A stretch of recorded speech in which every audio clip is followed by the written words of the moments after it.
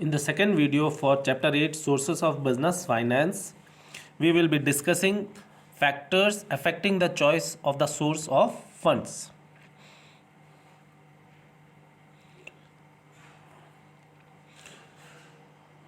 Now the business requires funds, financial needs are for various reasons. The needs may be long term, short term, it may be for fixed capital requirements or for working capital requirements. Okay. Therefore, the business have to use the different sources for raising funds depending upon the need and the duration.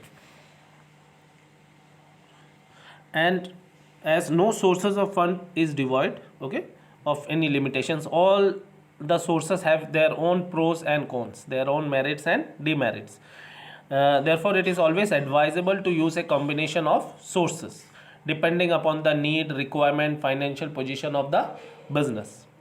Okay, so the various factors which should be considered while selecting the source of fund is, one of them is cost, then the financial position of the business, stability of its business operations, tax benefit if any available on any source of funds, control, whether it will dilute the control of the owners, purpose and time of duration, short term, long term, working capital requirements, fixed capital requirements. Okay, risk of the source of funds, and then the form of business organization, sole proprietorship or joint stock company. Now let's discuss these points again a little bit detail. First point is cost.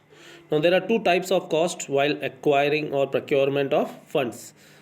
Okay, the cost of procurement of funds, like equity shares are issued, that time lot of advertisement and lots of form has to be printed, underwriting commission is to be given.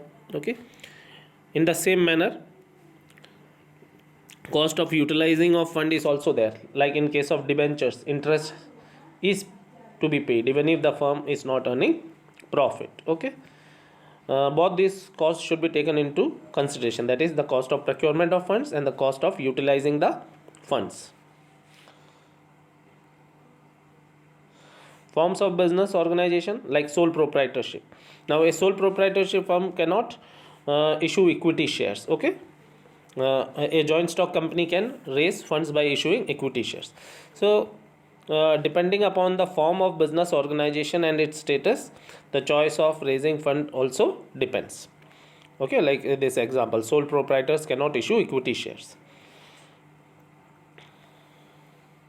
Then control, like when equity shares are issued, they get the equity shareholders get voting rights. So in a joint stock company, when more equity shares are issued, the existing shareholders voting rights will be diluted.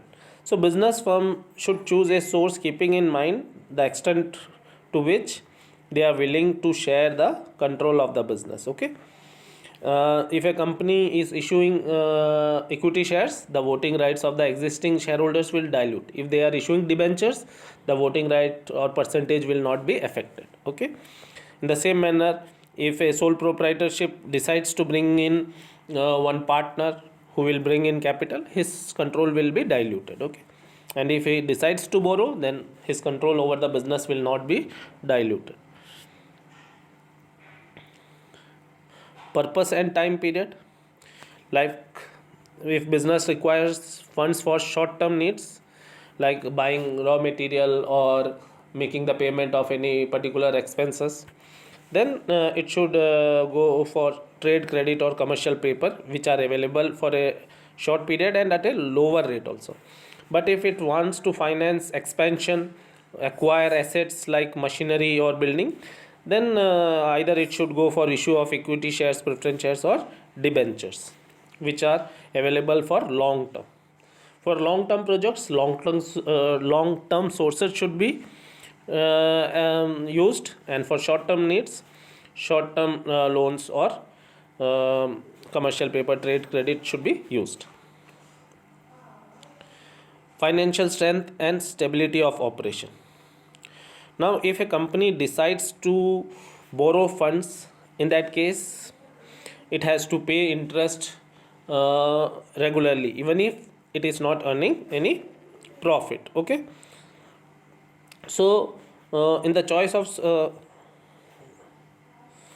of fund, business should be in a sound financial position, so that if any interest is to be paid or principal amount is to be returned on the borrowed fund, it should be in a position to do that. Otherwise, it will be better to issue equity shares or bring in more owners fund. Okay.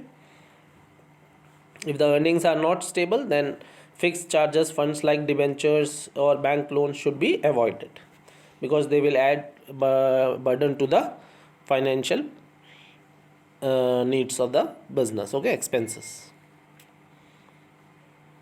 Risk. Some funds are more risky, like debentures, which has a repayment schedule for the repayment of principal and interest, whereas in case of equity shares, it is least risky, because there is no condition of repayment. It is written only at the time of winding up of the company. In the same manner, dividend on equity shares are payable if there are profit. If there is no profit, then dividend need not be paid. Okay. So equity shares are considered as least risky, whereas debentures, bank loan or loan from financial institutions are considered risky, because they come with certain terms and conditions of repayment of principal as well as interest. Effect on credit worthiness. If the enterprise is having borrowed funds already, its credit worthiness will be less.